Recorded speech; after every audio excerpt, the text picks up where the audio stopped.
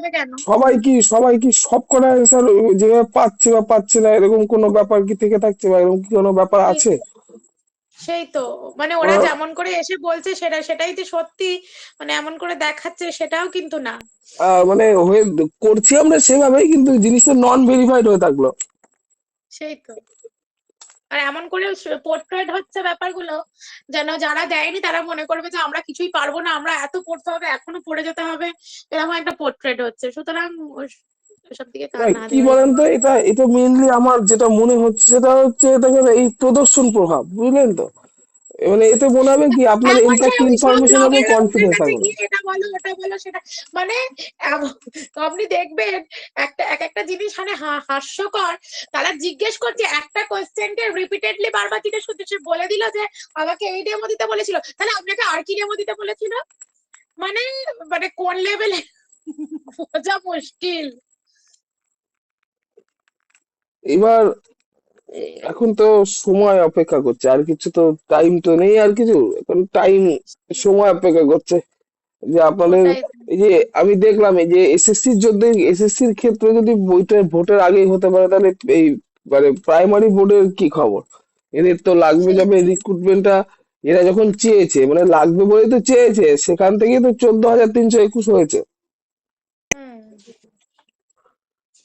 তবে জানেন তো কি ম্যাডাম, মেন মেন যে সমস্যাটা সেই সমস্যাটা হচ্ছে মানে আমি কয়েকটা যেটা রিসার্চ করে দেখলাম, এই প্রাইমারি স্কুলের ব্যাপারটা না এইখানে যদি মোটামুটি যদি মানে অন অ্যান অ্যাভারেজ করে দেখি মানে প্রাইমারি এডুকেশনটা মানে মোটামুটি 80% ধরে নেন চলেই গেছে সরকারি প্রাইভেটের হাতে। ওইটাই। হ্যাঁ, হ্যাঁ। মানে যেমন আপনি চাইবেন না আপনার বাচ্চাকে প্রাইমারি স্কুলে ভর্তি করাতে।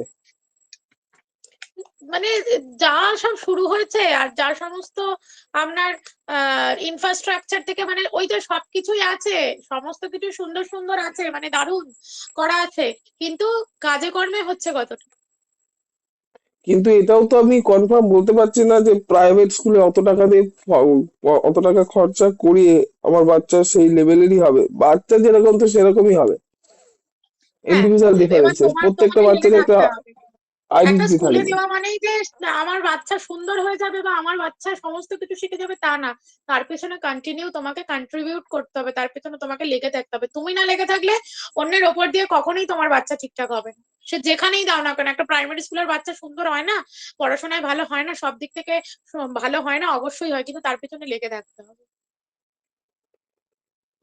লিখে থাকতে হবে, এটা ঠিক। তা মোটামুটি এক একটা বাচ্চার পেছনে আপনি ধরে নেন তো মাস গেলে যারা প্রাইভেট স্কুলে পড়ছে বা পড়ায় তাদের তো একটা খরচা তো আছে।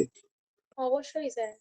তাহলে দেখেন গভর্নমেন্টের স্কুলে এত ফেসিলিটি থাকা সত্ত্বেও লোকে প্রাইভেট দিকে দৌড়চ্ছে, কেননা বাচ্চাগুলো তো আর কন্যাশ্রী পাবে না প্রাইভেট স্কুলে পড়লে, সাইকেলও পাবে না, মোবাইলও পাবে না।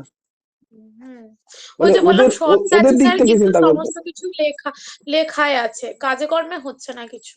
হম। মানে ওদের দিক থেকে এই ফিডব্যাক, ওরা তো ওই ফিডব্যাকই চায়, কিন্তু আমরা তো এখানে এসে বুঝতে পারছি যে তুই সাইকেল ওখান থেকে না নিয়ে আমি একটা তোকে সাইকেল দিয়ে দেবো। হুম। ওরা তো ওই ওই চিন্তা ভাবনা দেখেন, আমরা তো ওই চিন্তা ভাবনা করে এসে আজকে এই জায়গায়, আচ্ছা। কিন্তু ওরা তো ওই ইনফরমেশনটা ওইটুকু জায়গায় ইন্টাক্ট হয়ে যাবে যে কি অন্যান্যরা সাইকেল পেলে আমি পেলাম না, অন্যান্যরা মোবাইল পেলে আমি পেলাম না। হ্যাঁ। মানে আমি বলছি না আপনার এই মোবাইল সাইকেলের জন্যই বাচ্চাদেরকে স্কুলে ভর্তি করে, হুম। মানে সেই এটা প্রত্যক্ষ আর পরোক্ষ উদ্দেশ্য আমার একটাই। ওটাই, আবার টাকা পাওয়ার জন্য করে তো, করে না আবার। করে। এবার এরকম মনে হয় বাচ্চা খুব কমই আছে যে প্রাইমারি স্কুলেও পড়ে, আবার আবার আরেকটা প্রাইভেট স্কুলেও পড়ে, এরকম বাচ্চা স্যার নিশ্চয়ই এখন আছে। আবার মানে কদিন আগে মানে সিস্টেম শুরু করেছিল যে প্রাইভেট স্কুলের নাম থাকলেও আবার